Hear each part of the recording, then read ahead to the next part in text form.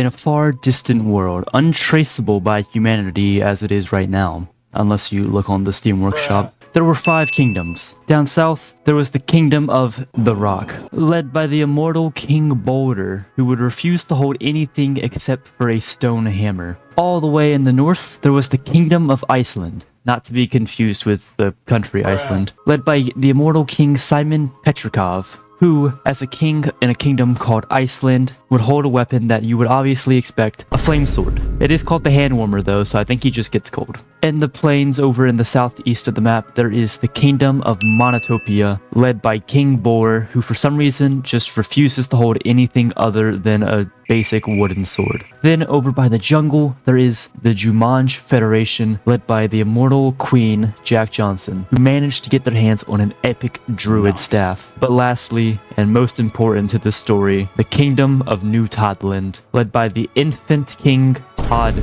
2, not Junior 2. And in his juvenile, ignorant, stupid self as just a 4-year-old, he wielded a stick. But more than just that, it was a legendary stick called Patient Zero. And this stick is very important to our story, because as you may have noticed, every king of all these kingdoms have super health and are immortal, making them pretty much unable to die. However, after 500 years, this immortality will wear off and essentially cause all of the kings to die at once. And when Todd 2 dies, he will drop his stick, causing his entire kingdom to become infected and immediately turn into mush. Furthermore, the 2 kingdoms directly next to New Toddland will become completely infected with the mush, but not turn into them. Not yet. And the other 2 kingdoms of the Rock and Iceland, because of the distance between them and the stick, they will all have immunity from the mush. However, they're still going to have to fight it off. Scientists are already on top of this whole dilemma and have alerted the kings of every kingdom, but the people are not yet aware. So, secretly, the kings have all formed an alliance where they will share research, share trade, and agree not to attack one another in an effort to potentially prevent, but most likely try and stop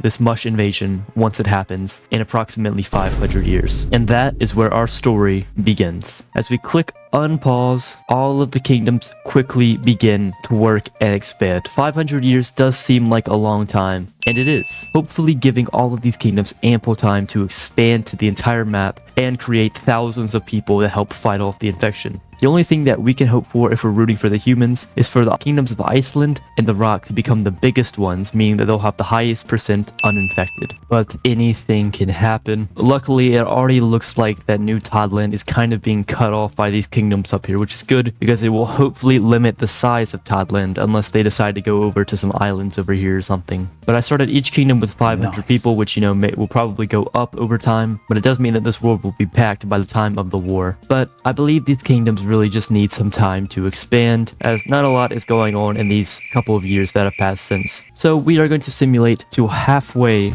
until the mush invade, year 750. Let's hope that Toddland doesn't grow very much.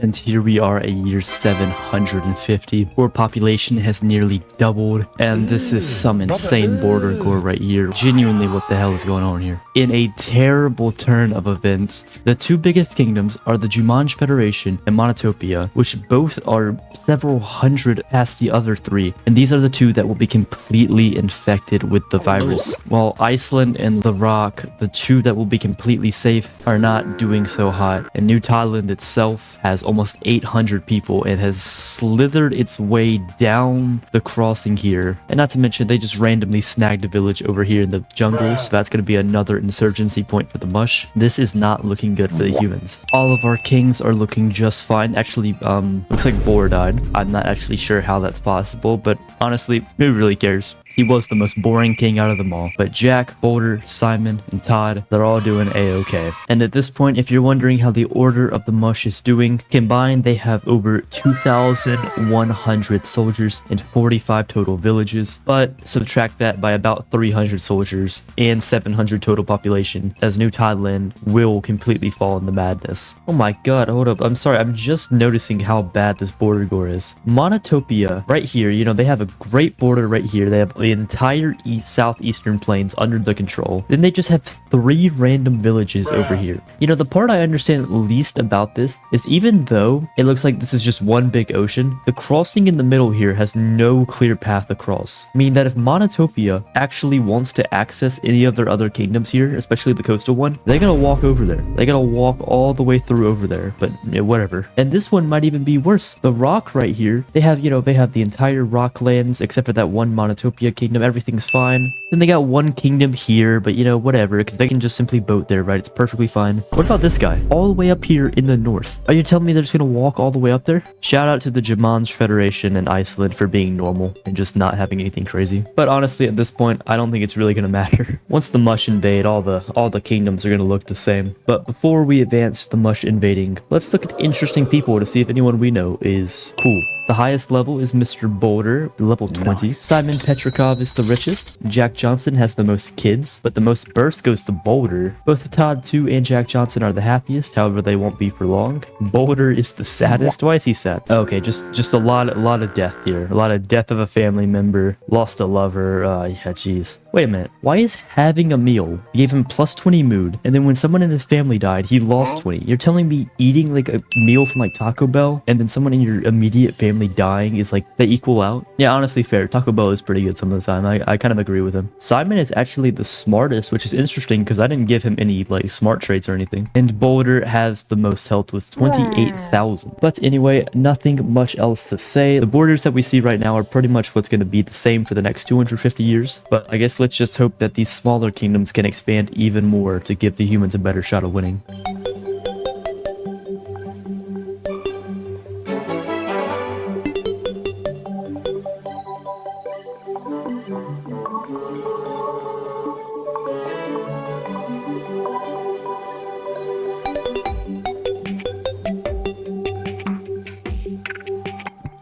And here we are at year 1000. That took a long time, a very long time. Even though it was only 250 years, here's how many people we have in the world now, over 6,000 of them. And let me just give you some reference. This is 40 times speed. Look at that, 40. First unpause. Wow, look at that. Ooh, super fast. Oh, awesome. So just imagine that 250 times. But anyway, I don't see many favorite icons around the map. Let's look who's still alive. You gotta be kidding me. The only one who's still alive is Todd 2. All the rest of them somehow died, whether it be from hunger or whatever it is. But of course Todd was last, and his stick's over here now. Not like it really matters, but it's time. Todd's immortality has run out, his super health too, all of it. He's now 505 and he was only supposed to live till 54. This isn't gonna end well for him. And so now we wait for him to die. There he goes. Todd 2 has kicked the bucket. And now it's time for disease to wreck this place. And we are now ready. It does say there are a couple hundred more people in New Toddland. Those must be people I missed. But I assure you, if you look around, almost all of them are mush, and any of them who aren't will be. And as you can see, likewise, the kingdoms of Monotopia and Jumanj have been completely infected with the disease, while the people in all the other kingdoms have been given immunity. Civ babies will be turned off, but so will hunger and old age, meaning that every human still existent in the world right now will be the last. So, it's time to see, can the humans win?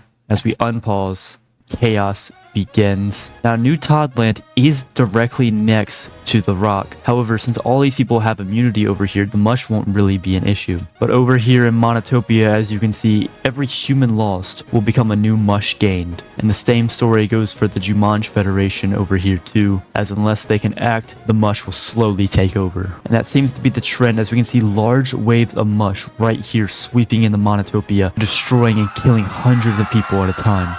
The rock is doing pretty well to defend itself, though you can see a front line of mush here trying to push through the country. World population has nearly halved already, with half of the world still being infected. The mush are slowly pushing into Monotopia, and the Jumanji Federation has taken heavy losses, although they are okay. Monotopia is absolutely plummeting in population, as certain areas are just getting overrun with the mush. Because remember, the mush are a very strong creature. This one doesn't have anything on it, but the mush can use items in their inventory. The Jumanji Federation has fallen into complete disarray, but the kingdoms of Iceland and the Rock are still holding strong, which is surprising me considering how many people just got infected. Somehow New Toddland itself is still barely existing with 5 people.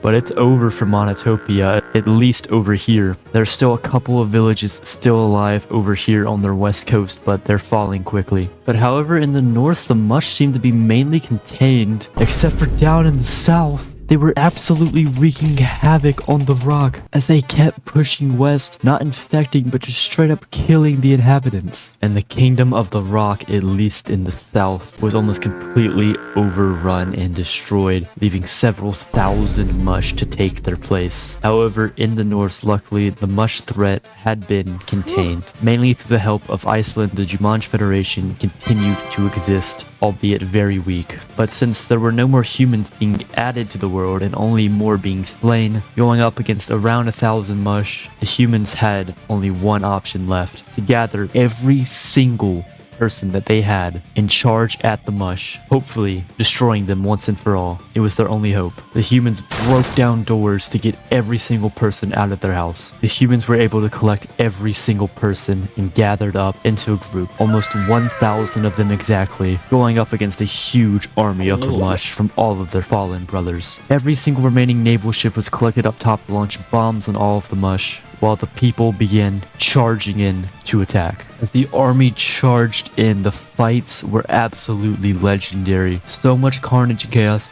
as human population plummeted, but so did the mob population as well. It was mush against man. There were just so many mush. It was hard for the humans charging in the battle to really do much of anything at all. However, they were making progress, but the humans were right here, and the mush was still all around right here. However, they were making steady progress, but there were just so many mush, and as soon as they were able to kill a human, they were able to use their weapon, making this challenge even harder. Even most of the naval ships trying to help had been destroyed or left at some point, but weapons like the hand warmer were still in combat by people like Bezo right here, trying to save humanity. Person with the most kills was a human named All with 35 kills. He can actually be seen on the map trying to fight off all of the demons and getting attacked by a ship for some reason. As the humans continued to push westward, there were still many mush who just weren't even trying that hard, and kingdoms were slowly being absolutely annihilated and destroyed. But the mush numbers were getting severely low, but the humans were running out of strength and manpower. It would be close. There was only around 80 or 90 of them in here, while there was still at least 200 or 300 mush. You want to see the exact number? Here they are. 235 mush to roughly 60 humans. However, all those who remained were extremely powerful, and most of them had a solid number of kills and were obviously immune, meaning that if they died, it wouldn't be too much of a loss. Now they are pushing into the old towns of the Kingdom of the Rock that was absolutely overrun by thousands of mush once they turned. The mush numbers have nearly been cut in half now, but so have the humans. This fight's getting a lot closer than I thought it would be, honestly. With sapient population now to almost down below 30, but the mush numbers were running out too. Could they be dealt with? There are more sapient populations than mobs now. And finally, they made it all the way to the west. Just 32 humans remaining in total. But if we look at the subspecies map, not a single mush lays here. It is all humans. And with their mission complete, the remaining humans were able to settle down in nearby kingdoms and villages, using the wreckage of old humanity to guide them. And with the curse of the mush lifted, civilizations could continue flourishing, meaning that once again, and possibly the closest video we've had yet, humanity